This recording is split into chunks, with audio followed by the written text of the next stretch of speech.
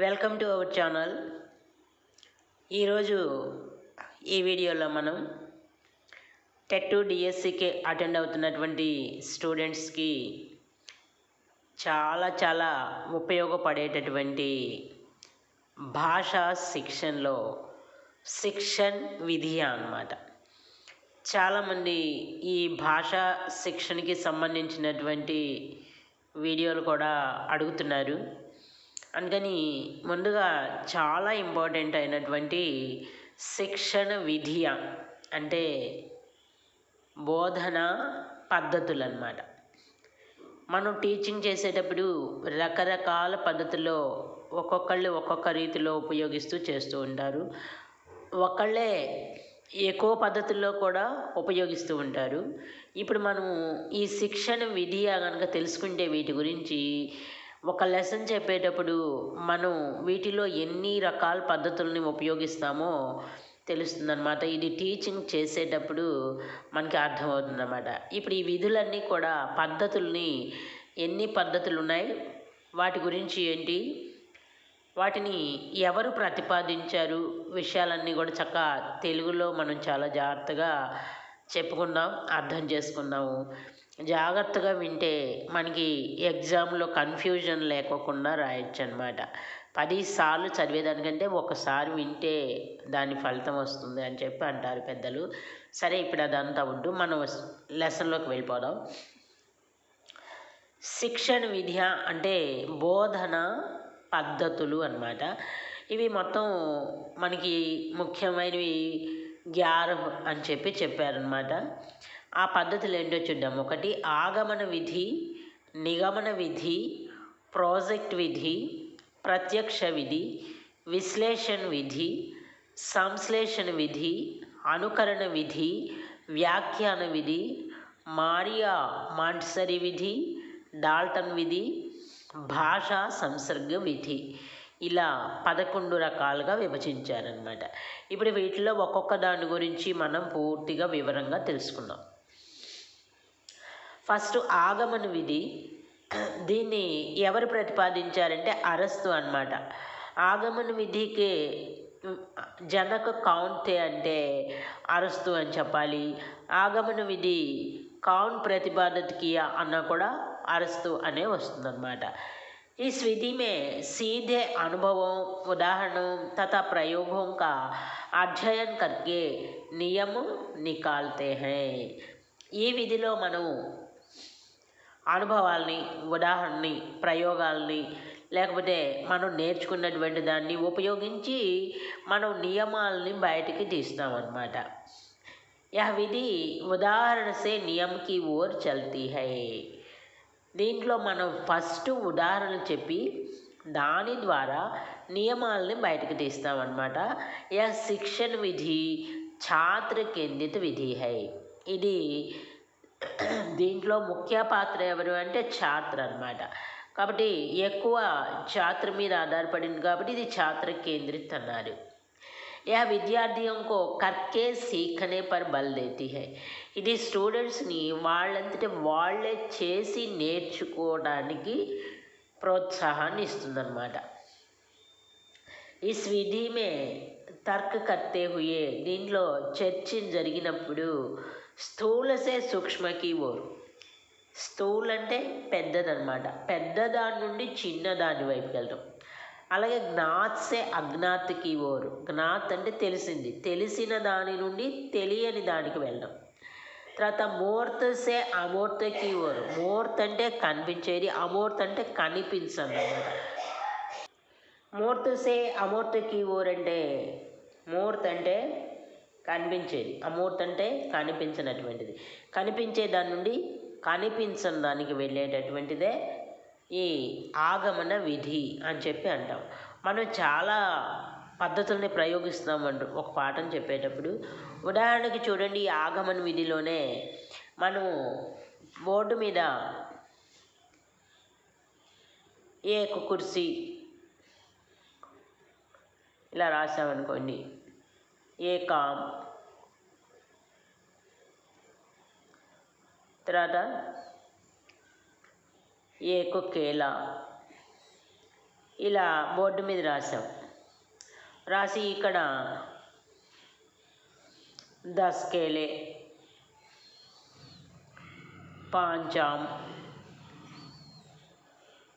తర్వాత 20 కుర్సీ అని ఇలా రాసామనుకోండి. ఇలా రాసేసి పిల్లల్ని అడిగితే ఇక్కడ చెప్తుంటాడు, ఒక కుర్చీ, ఒక మామిడి పండు, ఒక అరటి పండు అని. ఇక్కడ ఎన్ని ఉన్నాయిరా అన్ని అంటే 1 1 1 అని చెప్తాడు. 1 అంటే ఇది ఏక్ అంటే ఏకవచన్ అని చెప్పేస్తాం. ఇక్కడ ఎన్ని ఉన్నాయంటే 10 అరటిపళ్ళు, 5 మామిడి పండ్లు, 20 కుర్చీలు అంటారు. ఇక్కడ 1 కన్నా ఎక్కువ ఉన్నాయా తక్కువ ఉన్నాయా అని అడిగామనుకోండి, ఎక్కువ ఉన్నాయని చెప్తాడు. అప్పుడు ఇది బహువచనం అని మనం చెప్తాం. అప్పుడు దీని నియమం ఏంటంటే 1 ఉంటే ఏకవచనం, 1 కంటే ఎక్కువ ఉంటే బహువచనం అని పిల్లవాడి ద్వారానే మనం ఈ నియమాన్ని చెప్పిస్తాం జరుగుతుందన్నమాట. కాబట్టి దీన్ని ఆగమన విధి అని చెప్పి చెప్తాం అన్నమాట. ఇప్పుడు ఇది పిల్లవాడి ఛాత్ర కేంద్రిత అనమాట. కర్కే సీకన, తనంతట తాను చేసి నేర్చుకుంటూ ఉంటాడు. దీన్ని జనక్ ఎవరంటే ఆగమన విధికి అరస్తు అనమాట. స్థూల సే సూక్ష్మ, జ్ఞాత్ సే అజ్ఞాత్, మూర్త సే అమూర్త की ओर जाते हैं. నెక్స్ట్ సెకండ్ వన్ నిగమన విధి. ఈ నిగమన విధి కూడా జనక్ ఎవరంటే అరస్తునే. ఆగమనికి నిగమనికి జనక్ ఎవరు అంటే అరస్తు అనమాట. ఈ నిగమన విధి అండి ఏమంటామంటే రూల్ టు ఎగ్జాంపుల్ అనమాట. నియమం నుండి ఎగ్జాంపుల్ వైపు. ఆగమన విధేయము ఎగ్జాంపుల్ నుండి రూల్ అనమాట. ఇక్కడేమో నియమం ముందు చెప్తాం, తర్వాత ఎగ్జాంపుల్స్ చెప్తాం. అక్కడేమో ఎగ్జాంపుల్స్ ముందు చెప్పి తర్వాత నియమం చెప్తాం అనమాట. ఆగమనికి నిగమనికి పూర్తి వ్యతిరేకం అనమాట. ఈ రెండు కూడా చాలా ఇంపార్టెంట్. ఈ రెండిటి యొక్క జనకు లేకపోతే ప్రతిపాదిక ఎవరంటే అరస్తు అనమాట. యహ విధి నియమ సే ఉదాహరణకి ఓర్ చల్తీ హై. ఈ పద్ధతిలో ముందు నియమాలు చెప్పేసి తరువాత ఉదాహరణల్ని చెప్తాం అనమాట. చూడండి, ఇందాక మనం 1 ఒక ఆము, ఏకాము, ఏకకేలా అని చెప్పి రాసాం. అలా కాకుండా ఫస్ట్ దీంట్లో ఏం చెప్తామంటే ఏదైనా వస్తువు ఒక సంఖ్యని ఒకటే అని తెలియజేస్తే అది ఏకవచనం అని, 1 కంటే ఎక్కువ కనుక తెలియజేస్తే దాన్ని బహువచనము అని చెప్పేసి ముందు పిల్లలకి రూల్ని నేర్పించేసి అప్పుడు మనం కొన్ని వాక్యాలను కనుక బోర్డు మీద రాసినట్టయితే దాంట్లో ఏకవచనం ఏది బహువచనం ఏది అంటే వాళ్ళు దాన్ని సపరేట్ చేస్తారు. ఎందుకంటే ముందే వాళ్ళు నియమాన్ని చదువుకొని ఉన్నారనమాట. కాబట్టి ఈ నియమాన్ని చెప్పాలి అంటే వాళ్ళు ఎవరి దగ్గర నుండి నేర్చుకోవాలి అంటే శిక్షక్ నుండి. కాబట్టి ఈ నిగమన విధి ఏంటంటే శిక్ష కేంద్రిత అనమాట. ఆగమన విధి ఏమో బాల కేంద్రిత అయితే నిగమన విధి శిక్ష కేంద్రిత అనమాట. ఆగమన విధిలో ఉదాహరణలు చెప్పి నియమాన్ని సాధిస్తే ఇక్కడ నియమాలు చెప్పి ఉదాహరణల్ని చెప్తామన్నమాట. विद्यार्थियों को पहले नियम का ज्ञान देना है. ఉదాహరణ देकर నియమం को समझाया जाता है. ఆ తర్వాత వాళ్ళకి ఉదాహరణలు చెప్పి ఆ నియమాన్ని ప్రూవ్ చేసి చూపిస్తాం అన్నమాట. యాతో శిక్ష కేంద్రిత విధి कहलाती है. దీన్ని శిక్ష కేంద్రిత విధి అని అంటారన్నమాట. శిక్షక్ సారే నియమ సిఖాతే హై. దీంట్లో నియమాలన్నీ కూడా మనం ముందే చెప్తామన్నమాట. ఉపాధ్యాయుడు విద్యార్థులకి నేర్పిస్తాడు. ఆగమన విధి కా విపరీత హీ నిగమన విధి హై. ఆగమన విధికి పూర్తిగా ప్రతి విషయంలో కూడా ఆపోజిట్గా ఉంటుంది క్వైట్. అదే నిగమన విధి అన్నమాట. మనం ఒక్కోసారి అలానూ చెప్తాం ఇలానూ చెబుతాం అనమాట క్లాసుల్లో.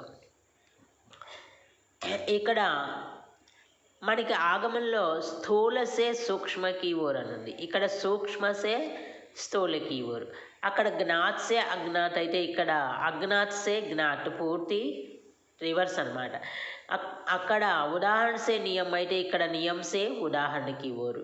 అక్కడ మూర్త సే అమూర్త అయితే ఇక్కడ అమూర్త సే మూర్త అనమాట. ప్రతి విషయంలో కూడా ఫుల్గా యాంటీగా ఉంటాయి అన్నమాట రెండు. ఆగమన విధి నిగమన విధి ఈ రెండు చాలా ఇంపార్టెంట్. ఈ రెండింటికి జనక్ ఎవరంటే అరస్తు అనమాట. అర్థమైంది అనుకుంటున్నాను. థర్డ్ వన్ ప్రాజెక్ట్ విధి. మనకి స్కూల్లో చూడండి పిల్లలకి ప్రాజెక్ట్స్ ఇస్తూ ఉంటాం. ఇచ్చినప్పుడు అది ఒక్కొక్క ప్రాజెక్ట్ని కొంతమంది గ్రూప్గా తయారు చేయమని చెప్తూ ఉంటాం అనమాట. దాన్ని ప్రాజెక్ట్ విధి అంటాం అనమాట. దీని జనక్ ఎవరంటే కిల్ పైట్రిక్ అనమాట. యా విధి అనుభవ కేంద్రిత హోతి హై, ఇది అనుభవము కేంద్రితంగా ఉంటుందన్నమాట. ఎందుకంటే దాంట్లో ఆ పనిలో అనుభవం అనేది కావాలన్నమాట. బాలకం కో సామాజికరణ పర్ విశేష బల్ దేతి హై, పిల్లవాడికి సమాజంలో సామాజీకరణ అంటే సమాజాన్ని కలుపుకోవడంతో చేసేటటువంటి పని అనమాట. సమాజం అంటే ఏంటి, మనం కాక ఇతరులంతా కూడా సమాజమే అనమాట. కుటుంబంలో సభ్యులు సమాజమే, తర్వాత ఫ్రెండ్స్ సమాజమే, అంతా బయట అంతా కూడా మనకి సమాజమే. దీనివల్ల ఏముంటుందంటే అతనిలో పిల్లవాళ్ళు సామాజీకరణ గుణం పెంపొందుతూ ఉంటుందన్నమాట. ఎందుకంటే ఒక ప్రాజెక్ట్ అనేది చేయాలంటే కొంతమంది గ్రూప్ సభ్యులు ఉంటారు అనమాట. దానివల్ల సామాజీకరణ అనేది ఎక్కువ బలపడుతుందన్నమాట. ఈ విధి మే విద్యార్థి స్వతంత్ర రూపసే కార్య కర్తా హై, మనం ఇచ్చినటువంటి ఆ ప్రాజెక్ట్ని ప్రిపేర్ చేయడానికి ఏం చేస్తాడంటే తను స్వతంత్రంగా పని చేస్తాడనమాట. అప్పుడు ఈ సమస్యకు అప్పుడే విచారం కే ద్వారా హల్ కర్తా హై, తనకిచ్చినటువంటి ఆ ప్రాజెక్ట్ వర్క్ని పూర్తి చేయటం కోసం తన ఆలోచనల ద్వారా తన సమస్యని పూర్తిగా పరిష్కరించుకుంటూ ఉంటాడనమాట. యా ఏక బాల కేంద్రిత శిక్ష హై, ఇక్కడ టీచర్ ప్రాజెక్ట్ మాత్రమే ఇస్తారనమాట. ఇచ్చినప్పుడు అదేం చేస్తాడు, ఆ మొత్తం కూడా తన యొక్క తెలివితేటల్ని ఆలోచన విధాలని ఉపయోగించుకొని తన ఆ పనిని పూర్తి చేస్తాడు. కాబట్టి ఇక్కడ యాక్టివ్ పర్సన్ ఎవరంటే విద్యార్థి అనమాట. కాబట్టి ఇది బాల కేంద్రిత శిక్ష అని చెప్పి అన్నారు. యహా విద్యార్థి సక్రియ ఔర్ క్రియాశీల్ హోతే హై, ఇక్కడ విద్యార్థి యాక్టివ్గాను ఉంటాడు, ఎప్పుడు క్రియాశీల్ పని చేస్తూ ఉంటాడనమాట. సమూహమే రహకర్ కార్య కన్నా సీక్తే హై, గ్రూప్గా ఉండి దాన్ని ఆ పనిని చేయడం నేర్చుకుంటారనమాట. ఆత్మవిశ్వాస్ బి పైదా హోతా హై, ఒక ప్రాజెక్ట్ని వాళ్ళు పిలిచి చేసి సక్సెస్ అయ్యారనుకోండి, అప్పుడు వాళ్ళలో ఆత్మవిశ్వాస భావం పెరుగుతూ ఉందన్నమాట. ఈ ప్రాజెక్ట్ వీటి ద్వారా సామాజీకరణ పెరుగుతుంది. ఇది బాల కేంద్రిత, విద్యార్థి ఎప్పుడు కూడా సక్రియ క్రియాశీలు ఉంటాడు. అయితే ఇతనికి ఆత్మవిశ్వాసం కూడా పెరుగుతూ ఉంటుంది. దీని జనక్ ఎవరంటే కిల్ పైట్రిక్ అన్నమాట. నెక్స్ట్ వన్ ప్రత్యక్ష విధి. ప్రత్యక్ష అనేది మనకు అర్థమవుతుంది, ప్రత్యక్షంగా కనిపిస్తుంది. ఎదురుగా వస్తువు కనిపిస్తేనే మనం అది ప్రత్యక్షము అని అనుకుంటాం. మనకు కనిపించకుండా పదం చెప్పినంత మాత్రాన అది అప్రత్యక్ష అవుతుంది అనమాట. ఈ విధి మే బాలక్ కో బినా వ్యాకరణకే నియమ బతాయే భాష సిఖాయి జాతి హై, దీంట్లో ఎటువంటి వ్యాకరణ నియమాలు చెప్పుకోకుండానే భాషని నేర్పిస్తాం అనమాట. ఈ విధి మే బాలకి మాతృభాష హోతి హై, ఈ పద్ధతిలో మనం ఏ భాషను ఉపయోగిస్తామంటే పిల్లవాడి యొక్క మాతృభాషని ఉపయోగిస్తాం. ఉసే బినా మధ్యస్థ బనాయే ఉసే అన్య భాష సిఖాయి జాతి హై, దాంట్లో ఏ మీడియేట్ ఏమీ లేకోకుండానే అతనికి ఇతర భాషలు కూడా నేర్పిస్తాం అన్నమాట. वार्तालाप के माध्यम से अधिक सीखने पर बल दिया जाता है. వార్తాలాప్ అంటే సంభాషణ ద్వారా అతనికి ఎక్కువ నేర్పించేటటువంటి పద్ధతి ప్రత్యక్ష విద్య అన్నమాట. जिससे वह प्राकृतिक रूप से सीख सके, प्राकृतिक रूप से सीख सके. इस विधि में श्रव्य दृश्य का प्रयोग किया जाता है. प्राथमिक कक्षाओं के लिए यह अत्यधिक उपयोगी है. దీంట్లో దృశ్య శ్రవణ వస్తువుల్ని ఉపయోగిస్తామన్నమాట. ఇప్పుడు మనకంతా కూడా ఐఎఫ్పి ప్యానల్స్ వచ్చేసినాయి. దాంట్లో మనం ఏ వీడియో కావాలన్నా లేకపోతే ఏ చిత్రాన్ని కావాలన్నా కూడా దాంట్లో పెట్టడం, తర్వాత అక్కడ దాన్ని రికార్డ్ చేయడం. సపోజు ఒక పిల్లి ఉందనుకోండి, ఆ పిల్లి చిత్రాన్ని పెట్టడం, చెప్పి దాని కింద బిల్లి అని చెప్పించడం చేస్తే అక్కడ దృశ్యం పిల్లిని చూస్తున్నాడు, శ్రవ్యం వింటున్నాడు బిల్లి అనేటటువంటి పదం. ఓహో ఇది బిల్లి అని చెప్పి అది అర్థం చేసుకుంటున్నాడు అనమాట. ఇవి ఏంటంటే చిన్న చిన్న క్లాసులకి మనకి చాలా ఉపయోగకరంగా ఉంటుంది. ఇంకా మనం ఏం చేస్తామంటే స్కూల్లో చిన్న పిల్లలకి కొన్ని వస్తువులు కూడా చూపిస్తూ ఉంటాం. ఇప్పుడు మామిడికాయ ఉందనుకోండి, తీసుకొచ్చి ఇది చూపించి దీన్ని ఆమ్ అంటామని చెప్తే, అలాగే అనార్ కాయ తీసుకొచ్చి చూపించడం, కేలా గ్రేప్స్ అంగూరు, ఇలా మనం ప్రత్యక్షంగా ఆ వస్తువుని అటు కుక్క పోతున్నారు ఉసే కుత్తా కాతే హై అంటే అప్పుడు దాన్ని కుక్క అంటారని తెలుస్తుంది. అట్లాగే పిల్లి పోతుంటే పిల్లిని చూపించి ప్రత్యక్షంగా ఇది బిల్లి అని చెప్పడం అనమాట. దీన్ని ప్రత్యక్ష విధి అని చెప్పి అంటాం అనమాట. ఇది మాతృభాష ద్వారా జరుగుతుంది.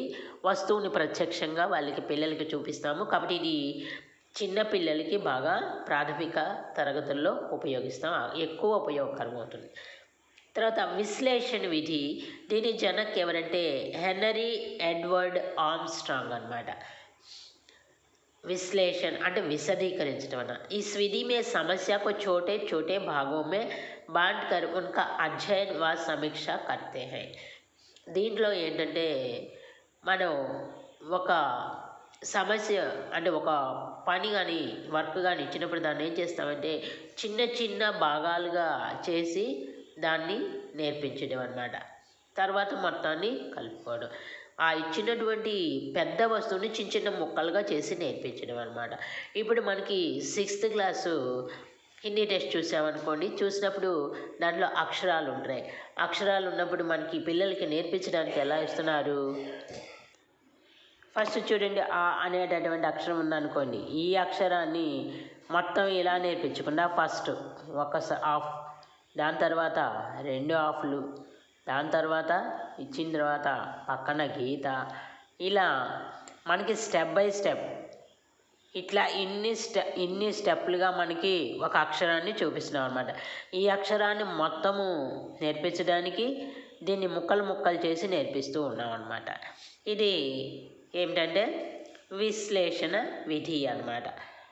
తర్వాత సంశ్లేషణ విధి, దీని కూడా జనక్ ఎవరంటే హెనరీ ఎడ్వర్డ్ ఆర్మ్స్ట్రాంగ్ అనమాట.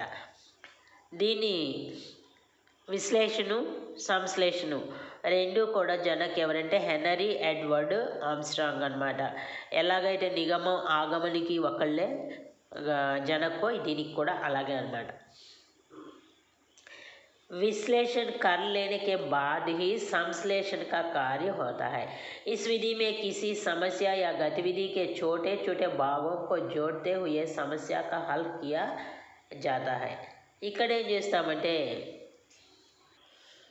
చిన్న చిన్న భాగాల్ని కలుపుతూ పెద్దదానిగా నేర్చుకోవడం అన్నమాట. ఇక్కడేమో పెద్దదాన్ని చిన్న చిన్న భాగాలుగా విడదీసి నేర్చుకోవడం, ఇక్కడేమో చిన్న చిన్న భాగాలు నేర్చుకున్న దాన్ని కలిపి పెద్దదాన్నిగా చేయడం అన్నమాట. भागों को जोड़ते हुए समस्या का हल किया जाता है. प्रो यंग के अनुसार संश्लेषण विधि द्वारा सूखी घास से तिनका निकाला जा सकता है. विश्लेषण में स्वयं तिनका से घास बाहर निकालना चाहता है. ఇక్కడ పరిభాష అంటే డెఫినేషన్లో ప్రో యంగ్ అనే ఆయన ఏం చెప్పారంటే సంశ్లేషణ విధిలోనేమో ఒక ఎండిపోయినటువంటి గడ్డి నుండి ఒక గడ్డి పరకని బయటకు తీస్తాం. ఇక్కడ విశ్లేషణలోకి వచ్చేటప్పుడేమో గడ్డి పరకలతోటి ఒక గడ్డిని తయారు చేయాలని ప్రయత్నిస్తారన్నమాట. నెక్స్ట్ వన్ అనుకరణ విధి. इसमें బాలక్ అనుకరణ కర్కే సీక్తా హై. దీంట్లో పిల్లవాడు అనుకరించి నేర్చుకుంటాడు. చూడండి, మనం క్లాసులో ఏమైనా పోయం ఉందనుకోండి, దాన్ని ఏం చేస్తాము, మనం ముందు ప్రొనౌన్స్ చేసి మంచి ఉచ్చారణతోటి చెప్తా ఉంటాం రాగయుక్తంగా.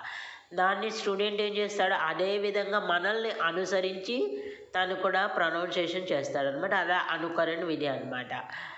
మనం రాసేటటువంటి రాతను కూడా చూసి ఒక టీచర్ హ్యాండ్ రైటింగ్ నీట్గా ఉందనుకోండి అందంగా, అప్పుడు పిల్లలు కూడా టీచర్ని ఇమిటేట్ చేసి అలా అందంగా రాయాలని ఆ హ్యాండ్ రైటింగ్ని నీట్గా నేర్చుకుంటారనమాట అందంగా.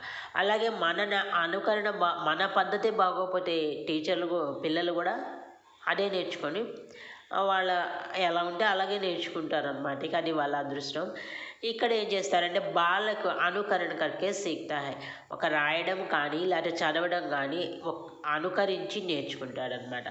మనకి స్కూల్కి రాకముందు ఇంట్లో ఉన్నటువంటి తల్లిదండ్రుల్ని పెద్దవాళ్ళని అనుకరించి నేర్చుకుంటాడు. बालक अपने शिक्षक का अनुकरण करके लिखना पढ़ना व नवीन रचना करना सीखता है. పిల్లవాడు తన ఉపాధ్యాయుని అనుకరించి రాయడం కానీ చదవడం కానీ కొత్త కొత్త రచనలు చేయడం కానీ నేర్చుకుంటాడనమాట. శిక్షక్ కే ఉచ్చారణ కా అనుకరణ కర్తా హై. ఆ ఉపాధ్యాయుడు యొక్క ఉచ్చారణని అనుకరించి నేర్చుకుంటాడు. ఉపాధ్యాయుడు తప్పు చదివితే తను కూడా తప్పే నేర్చుకుంటాడనమాట. అలాగే తప్పు రాస్తే ఆ తప్పే పిల్లవాడు కూడా నేర్చుకుంటాడనమాట. ఇక్కడ అనుకరణతో నేర్చుకోవడం చాలా ఫేమస్ అన్నమాట పిల్లలకి. మనం క్లాసులో పోయమ్స్ అవి చెప్పినప్పుడు అనుకరణ వాచన్, సస్వర్ వాచన్ ఇవన్నీ కూడా మనం చేస్తూ ఉంటాం అన్నమాట. ఇప్పుడు పహలే శిక్షక్ బోల్తా హై ఫిర్ బచ్చే ఉస్కా అనుకరణ కర్తా హై. ముందు ఉపాధ్యాయుడు చెప్తాడు, దాన్ని పిల్లవాడు అనుసరించి అదే డ్రిల్లింగ్ చేస్తూ ఉంటాడనమాట. దీన్ని అనుకరణ విధి అంటాం. ఇది మనం బాగా పద్యాలు అలాంటప్పుడు లేకపోతే ఏమైనా పరిభాషలు రూల్స్ నేర్పించేటప్పుడు పిల్లలకి పదే పదే బైహార్ట్ చేస్తూ ఉంటాం అనమాట.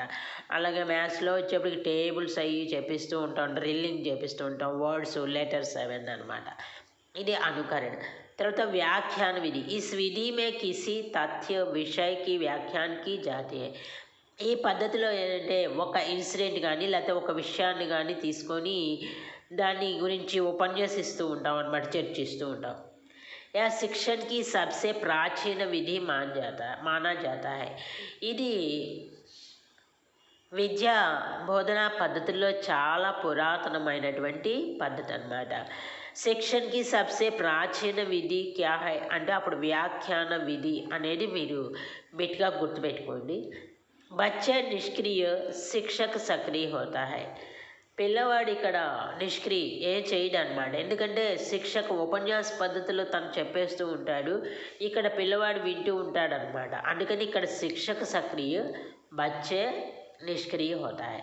యాతో శిక్ష కేంద్రిత హోతాయి. ఇక్కడ ఎక్కువ ప్రాధాన్యత ఎవరిది అంటే శిక్షకుడు అనమాట. కాబట్టి దీన్ని శిక్ష కేంద్రిత పద్ధతి అని చెప్పేసి అనుకుంటూ ఉంటాం అన్నమాట.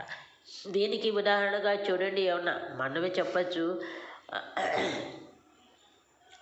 ఒక విషయాన్ని ఒక ఆవు గురించో లేకపోతే ఒక మామిడి పండు గురించో లేకపోతే ఇంకొక దాని గురించో చెప్పమంటే దాన్ని వ్యాఖ్యాన రూపంలో చెప్తూ ఉంటాం అనమాట. అది పిల్లవాడి చేత చెప్పించినా కూడా వాడు కూడా వ్యాఖ్యాన రూపంలోనే చెప్తూ ఉంటాడనమాట. ఇక్కడ ఇది శిక్షకు సక్రియ హోతా హై, ఇది శిక్ష కేంద్రిత అనేది చెప్పారు. పిల్లవాడు నిష్క్రియగా ఉంటాడు. వ్యాఖ్యాన పద్ధతి సబ్సే ప్రాచీన విధి అన్నమాట.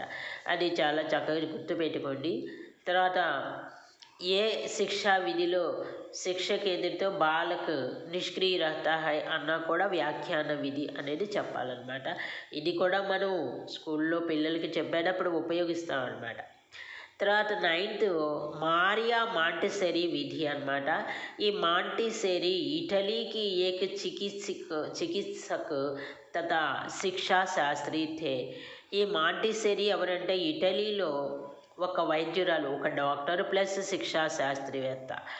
जिनके नाम से शिक्षा की మాంటిసోరీ విధి ప్రసిద్ధ హై.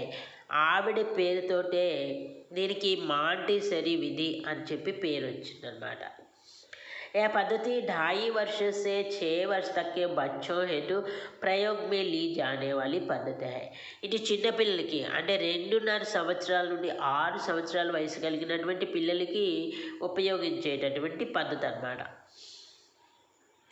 इसका विकास डॉक्टर मारिया द्वारा रूस विश्वविद्यालय में मंदबुद्धि बालकों की चिकित्सा हेतु किया गया है. ఈ మాంటిసెరీ పద్ధతి అనేది ఎలా అభివృద్ధి చెందింది అంటే ఈ మారియా మాంటిసెరీ ఏం చేశారంటే రష్యాలో విశ్వవిద్యాలయంలో మందబుద్ధి పిల్లలకి చికిత్స చేయడం కోసమని ఈ పద్ధతిని ప్రవేశపెట్టారు. बाद में సామాన్య బుద్ధి బాలకం के लिए भी उपयोगी में लाए हैं. ఆ తర్వాత సామాన్య బుద్ధి పిల్లలకు కూడా దీన్ని ఉపయోగించాం. ఇంతకుముందు మనం బుద్ధి లబ్ధి అనే పాఠం చెప్పుకున్నాము. ఆ దాంట్లో సామాన్య బుద్ధి, మంద బుద్ధి, ఎంత బుద్ధి లబ్ధి ఉందో మీకు తెలుసు అనమాట. దీంట్లో ముఖ్యంగా మాంటిసెరీ ఏ దేశస్తురాలంటే ఇటలీ అనమాట. ఈవిడ ఏం పనిచేసేది అంటే చికిత్సకు, తర్వాత శిక్షా శాస్త్రి. ఇది 2.5 సంవత్సరాల నుండి 6 సంవత్సరాల పిల్లల వరకు ఉపయోగించబడింది అనమాట. అయితే ఈ శిక్షా పద్ధతి ఫస్ట్ ఎక్కడ దీన్ని ప్రయోగించారు అంటే రష్యాలో విశ్వవిద్యాలయంలో ఉపయోగించారు. ఇక్కడ ఇంకో క్వశ్చన్ కూడా రావచ్చు, ఏంటంటే మందబుద్ధి బాలకోంకి చికిత్సా కే లియే कौन सी शिक्षा पद्धति शिक्षा विधि का उपयोग करते हैं అంటే మారియా మాంటిసెరీ కిస్ దేశ్కే హై అంటే ఇటలీ అని చెప్పచ్చు. ఆడ ఏం చేస్తుందంటే చికిత్సకు శిక్షా శాస్త్రి అన్నమాట. ఇది తర్వాత సామాన్య పిల్లలకి కూడా ఉపయోగించడం జరిగింది. నెక్స్ట్ వన్ డాల్టన్ విధి. దీని జనక్ ఎవరంటే కుమారి హెలెన్ पार्वस्ट अनమాట। इस विधि में अध्यापक द्वारा छात्रों को कुछ निर्धारित कार्य के रूप में दिए जाते हैं। మనం అసైన్మెంట్స్ అని పిల్లలకు అప్పచెప్తూ ఉంటాం అనమాట। టీచర్స్ విద్యార్థులకి విధిలో కొంత వర్క్ అనేది అసైన్మెంట్ కింద ఇస్తారనమాట। నిర్ధారిత समय के अंदर बच्चे कार्य को पूरा करना चाहिए। దీనిలో ఏంటంటే ఆ ఇచ్చినటువంటి టైంలో మన అసైన్మెంట్ని పిల్లలు పూర్తి చేయాలన్నమాట। ఇది కూడా మనం క్లాసుల్లో ఉపయోగిస్తూనే ఉంటాం। దీన్ని డాల్టన్ విధి అని చెప్పి అంటాం అనమాట। కుమారి హెలెన్ పార్వెస్ట్ ఇది దీనికి జనక్ అన్నమాట। తర్వాత భాషా సంసర్గ విధి లాస్ట్ది। यह एक व्याकरण शिक्षण की विधि है। ఇది వ్యాకరణం గ్రామర్ నేర్పే ఒక పద్ధతి అన్నమాట। इस विधि में रचनाओं के माध्यम से व्याकरण का ज्ञान दिया जाता है। ఈ పద్ధతిలో రచనల ఆధారంగా వ్యాకరణాన్ని నేర్పిస్తూ ఉంటాం। ప్రాథమిక కక్షాओं हेतु यह विधि काम में ला जाती है। చిన్న క్లాసులకి ఈ పద్ధతిని బాగా ఉపయోగిస్తాం। इस विधि में छात्रों को अच्छे अच्छे लेखन की पुस्तकों को माध्यम से व्याकरण ज्ञान दिया जाता है। ఈ పద్ధతిలో పిల్లలకు మంచి మంచి పుస్తకాలు ఇచ్చి దాని ద్వారా వ్యాకరణ జ్ఞానాన్ని ఇస్తూ ఉంటాం। ఇప్పుడు ఈ పద్ధతిని మనం స్కూల్లో క్లాసుల్లో కూడా ప్రయోగిస్తూ ఉంటాం। మనం లెసన్ చెప్పేటప్పుడు కొన్ని పదాలు దీంట్లో సంజ్ఞా పదాలు ఏమొచ్చినాయో గుర్తుపెట్టండి అని, క్రియాపదాలు గుర్తుపెట్టండి అని, లేకపోతే ఏకవచన పదాలు ఇలా మనం వాళ్ళకి వర్క్ ఇచ్చినప్పుడు ఆ భాషతో పాటే అక్కడ ఉన్నటువంటి వ్యాకరణాన్ని కూడా వాళ్ళు నేర్చుకుంటారనమాట। ఇది శిక్షణ విధి అన్నమాట, విద్యా బోధన పద్ధతులు అన్నమాట।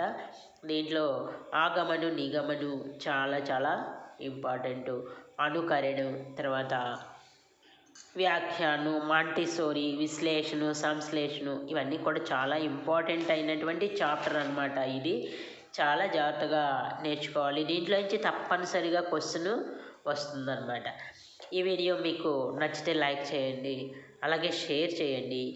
మన ఛానల్లో డిస్క్రిప్షన్లో టెట్ డిఎస్సి హిందీ అని ఉంది। దాంట్లో మీకు టెట్ డిఎస్సి కావాల్సినటువంటి అన్ని వీడియోలు కూడా ప్లేలిస్ట్ ఉందన్నమాట। దాన్ని ఓపెన్ చేసుకుంటే దాంట్లో అన్ని వీడియోలు వస్తాయి। అలాగే ఇంకా స్కూల్ సబ్జెక్ట్ కానీ ఇంకా ఏమన్నా కావాలి అనుకుంటే మనకు 9th క్లాస్ హిందీ అని ప్లేలిస్ట్ ఉంది। దాంట్లో లెసన్స్ అన్నీ కూడా పూర్తిగా ఉన్నాయన్నమాట। దీన్ని చక్కగా నేర్చుకొని ఇతరులకు కూడా దీన్ని పంపిస్తే వాళ్ళు కూడా దీన్ని సద్వినియోగం చేసుకుంటారనమాట। ఆల్ ది బెస్ట్ అందరికీ। Thank you, I love you.